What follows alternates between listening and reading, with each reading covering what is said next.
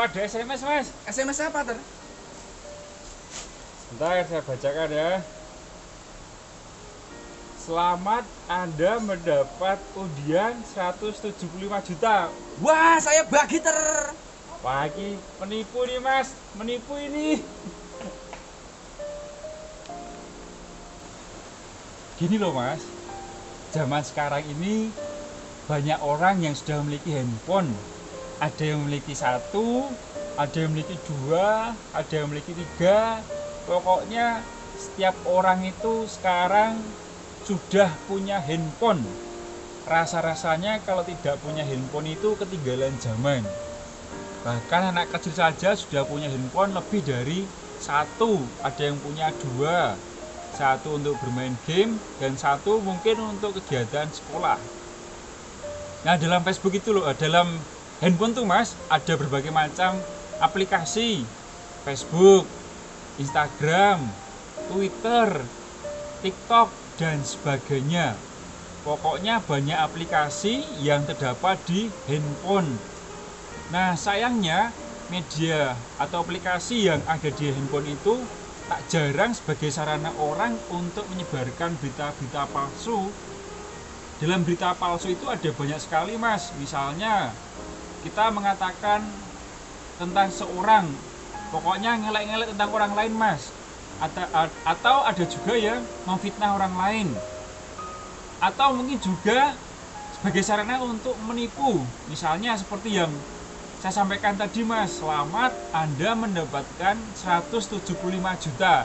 Wah, kalau saya benar-benar berdapat itu ya senang toh, Mas. Saya sumbangkan ke orang-orang lain, orang-orang yang kira-kira tidak mampu gitu ya. Atau saya sumbangkan ke kegiatan-kegiatan sosial.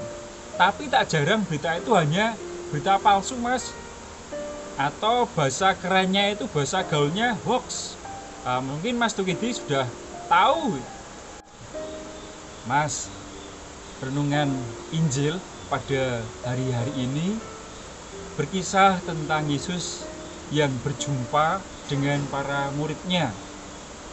Ada murid yang merasa cemas, bertanya-tanya, tidak percaya dengan kebangkitan Yesus. Yesus sendiri juga merasa kecewa. Kenapa para murid tidak percaya dengan kebangkitan yang dialami oleh Yesus? Dalam hal ini, Yesus menegaskan bahwa Yesus benar-benar berjumpa dengan para muridnya. Yesus tidak PHP, Mas, pemberi harapan palsu. Yesus benar-benar menggenapi janjinya bahwa ia akan bangkit pada hari ketiga setelah ia wafat. Nah, kembali lagi, Mas, tentang berita hoax tadi. Pada zaman sekarang ini, rasa-rasanya begitu sulit. Bagaimana kita menemukan kehendak Allah di tengah banyaknya berita-berita palsu atau hoax yang beredar di tengah masyarakat? Apakah itu benar-benar kehendak dari Allah? Tidak, Mas. Hoax itu sebagai sarana orang-orang jahat untuk memfitnah, menipu, berbuat kejahatan, dan sebagainya, Mas. Nah, bagaimana kaitannya dengan renungan-renungan Injil yang kita renungkan pada minggu ini? Di tengah banyaknya hoax, Yesus mengajarkan kepada kita semua untuk tidak menyebarkan berita-berita palsu. Seperti yang dialami oleh Yesus sendiri, bahwa kebangkitan Yesus tidak hoax. Yesus benar-benar berjumpa dengan para muridnya, Mas. Nah, sekarang, Mas, kembali lagi kepada kita semua, kepada diri kita semua. Kalau misalnya kita membaca atau mendapat informasi berita-berita yang beredar atau yang masuk ke HP kita, apakah kita mudah percaya begitu saja atau kita juga tetap selektif? Kita bertanya, kira-kira berita-berita tersebut benar atau tidak? Salah satu yang dapat kita lakukan nih, Mas, contoh sederhananya adalah kalau ada berita-berita yang beredar, berita-berita palsu apalagi itu, atau mungkin seperti undian berhadiah, kita perlu hati-hati, Mas.